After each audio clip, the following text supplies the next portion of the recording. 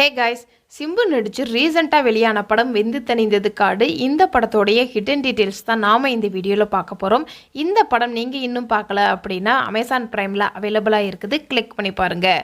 வெந்து தணிந்தது காடு இந்த படத்தோடைய டைட்டிலுக்கு ஒரு சீனையே ரெஃபரன்ஸாக வச்சுருப்பாங்க. இந்த படத்தோடைய ஸ்டார்டிங்கில் ஒரு போஸ்ட்மேனு பீடி குடிக்கிறேங்கிற பேரில் காட்டையே கொளுத்தி விட்டு போயிடுவார். அதுக்கு அடுத்த ஃப்ரேமில் அந்த காட்டுக்கு சொந்தக்காரர் மணல் இருந்ததுனால அந்த தீ அணைஞ்சிருச்சு அப்படிங்கிறத டைலாக் மூலமாக கன்வே பண்ணியிருப்பாங்க. அதுக்கப்புறம் தான் இந்த படத்தோடைய டைட்டில் வரும், வெந்து தணிந்தது காடுன்னு.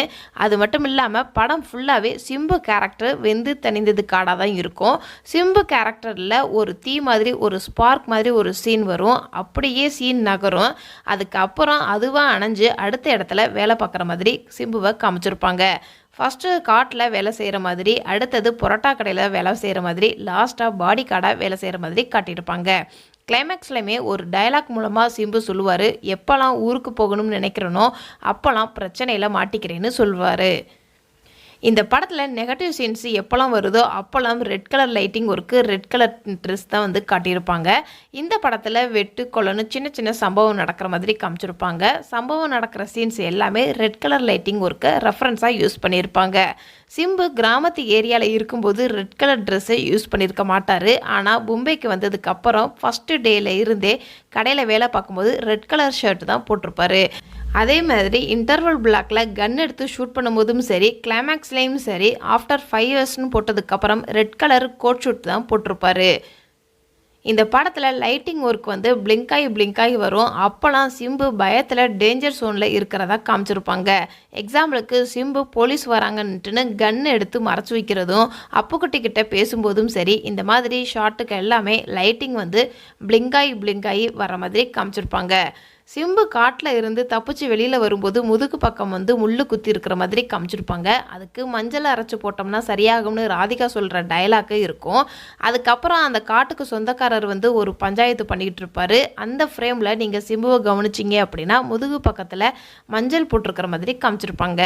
காட்டுக்கு சொந்தக்காரர் வந்து பீடியை குடிச்சிட்டு காட்டையை எரிச்சிட்டு அப்படின்னு சொல்லியிருப்பார். ஆனால் இந்த படத்தில் எந்த ஒரு இடத்துலையுமே சிகரெட்டு ட்ரிங்க்ஸ் அடிக்கிற மாதிரி சிம்புவை காமிச்சிருக்கவே மாட்டாங்க. ஆனால் அடிக்க சொல்லி கம்பல் பண்ணுற சீன்ஸ் இருக்கும். சிகரெட்டு ட்ரிங்க்ஸ் எல்லாம் அடிக்கக்கூடாதுன்னு ஸ்கிரிப்டில் இருந்துச்சான்னு தெரியல. ஆனால் சிம்பு ஃபேன்ஸுக்காக இந்த படத்தில் சிகரெட்டு ட்ரிங்க்ஸ் எல்லாம் அவாய்ட் பண்ணிட்டாரான்னு தெரியல. 7/2/2015 இந்த கதை நகர்ற மாதிரி இந்த ஒரு ஷார்ட் மூலமாக கன்வே பண்ணியிருப்பாங்க.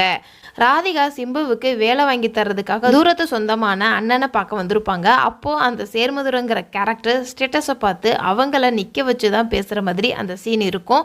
ஒரு 5-6 சேர் அங்கே இருந்தாலும் அதில் ஒரே ஒரு சேரை மட்டும் எடுத்து அந்த சேர்மதுரை உட்காந்து பேசுகிற மாதிரி காமிச்சிருப்பாங்க. ராதிகா ஃபேமிலி எல்லாருமே நின்று பேசுகிற மாதிரி தான் சீன் இருக்கும்.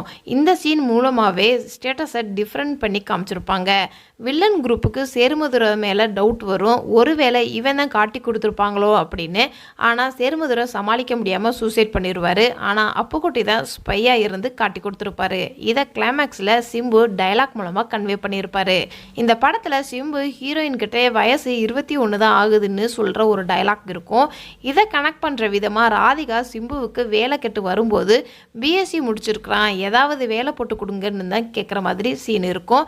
ஃபஸ்ட்டு சீன்லேயே சிம்புவுக்கு 21 வயசு தான் ஆகுதுங்கிறத ஆடியன்ஸுக்கு கன்வே பண்ணியிருப்பாங்க. இந்த கதையை நேச்சுரலாக நடக்கிற மாதிரி தான் ஒவ்வொரு சீனுமே வந்து இருக்கும். அதில் சேர்மதுரை சூசைட் பண்ணியிருப்பார். அந்த சூசைடு நேச்சுரலாக இருக்கணும் அப்படிங்கிறதுக்காகவே வேஷ்டியில் மோஷன் ஆகுறதையுமே காமிச்சிருப்பாங்க. அதே சீனில் சேர்மதுரை சூட்கேஸில் கன்னு கொஞ்சம் மணியும் இருக்கும். அந்த மணியை நல்லா கவனித்து பார்த்தீங்க அப்படின்னா 1000 ரூபா நோட்டு இருக்கிற மாதிரி காமிச்சிருப்பாங்க.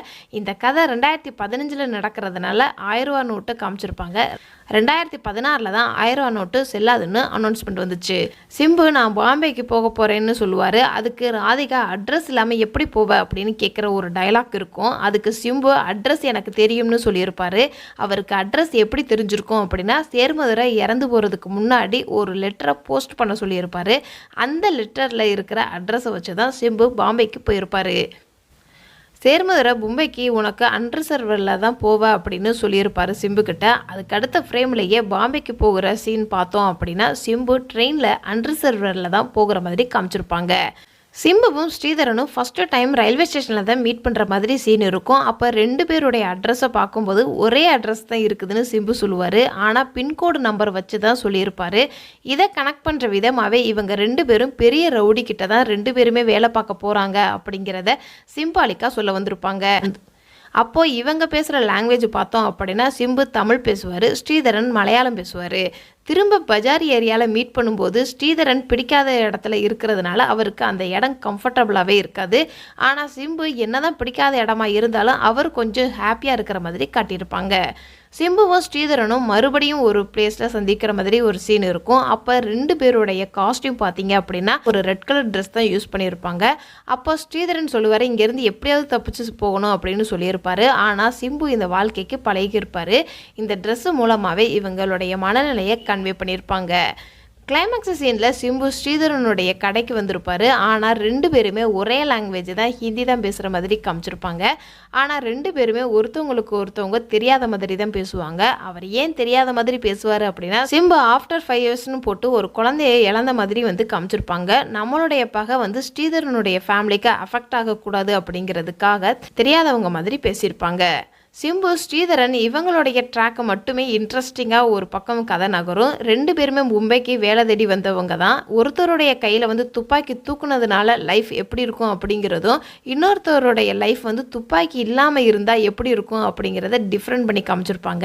ஸ்ரீதரன் ஒரு சீனில் கத்தியை எடுத்து வெட்டலாம்னு வரும்போது கூட அவர் வெட்ட மாட்டார். அதனால தான் அவருடைய கிளைமேக்ஸில் அவர் குழந்தை குட்டின்னு இருக்கிற மாதிரி காமிச்சிருப்பாங்க. ஆனால் சிம்பு ஒரு கட்டத்தில் துப்பாக்கியை எடுத்துருவார். அதனால் சிம்பு குழந்தை இல்லாத மாதிரி காட்டியிருப்பாங்க. இசைக்கு பரோட்டா கடையை அட்ரஸை சிம்பு வந்து எல்லாருக்கிட்டையும் விசாரிச்சுக்கிட்டே இருப்பார். அப்போ ஒரு டாக்ஸி பிடிச்சி தர்றதுக்கு ஒருத்தர் வந்து ஹெல்ப் பண்ணுவார் சிம்புவுக்கு. அவர் சொல்கிற டைலாக்குமே பொழைச்சி கடந்தா திரும்பி பார்க்கலாம் அப்படின்னு சொல்லியிருந்திருப்பார். இதில் இருந்தே ஒரு ரவுடி கிட்ட தான் சிம்பு வேலை பார்க்க போகிறாரு அப்படிங்கிறத சொல்ல வந்திருப்பாங்க.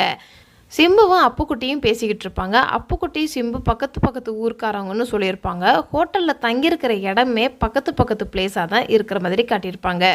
அப்புக்குட்டி அர்ஜுனன் 2 பேரை வந்து வெட்டி கொண்டான்னு சிம்புக்கிட்ட சொல்லிக்கிட்டு இருப்பார்.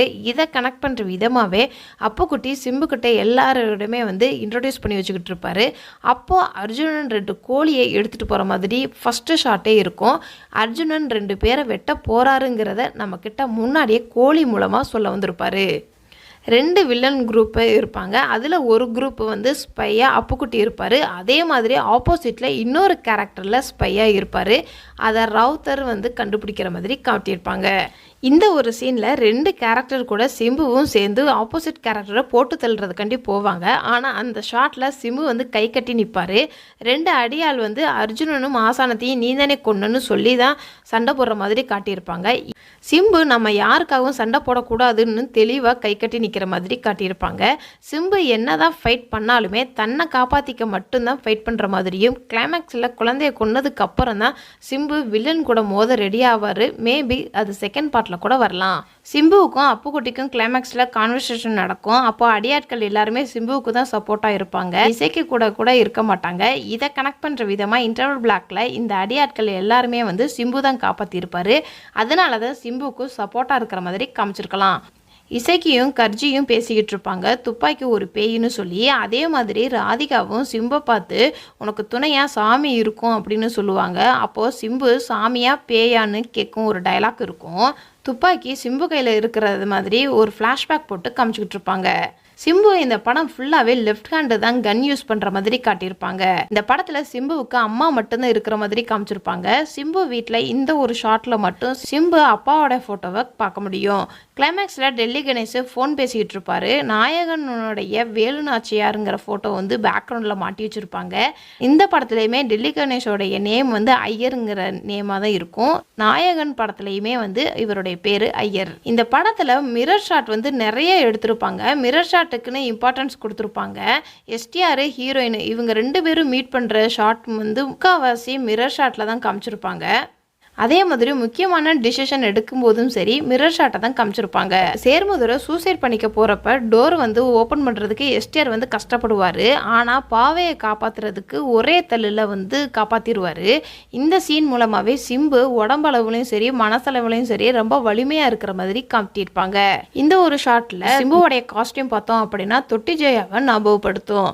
இந்த படம் ஃபுல்லாகவே ரெட் கலர் பெயிண்டிங் ஒர்க்கு தான் வந்து கொடுத்துருப்பாங்க. கிளைமேக்ஸில் 5 இயர்ஸ்னு போட்டு கிரீன் கலர் பெயிண்டிங் ஒர்க்கை காமிச்சிருப்பாங்க. மேபி பார்ட் 2 வந்து ஒரு பாசிட்டிவாக கதையாக நகரலாம். இதெல்லாம் இந்த படத்தில் நான் நோட் பண்ண சின்ன சின்ன ஹிடன் டீட்டெயில்ஸ். இதை தவிர நீங்கள் இந்த படத்தில் ஏதாவது நோட் பண்ணியிருந்தீங்கன்னா கமெண்ட்ஸில் சொல்லுங்கள். இது மாதிரி வேறு ஒரு இன்ட்ரெஸ்டிங்கான வீடியோடன் சந்திக்கின்றேன். டாடா பபாய்.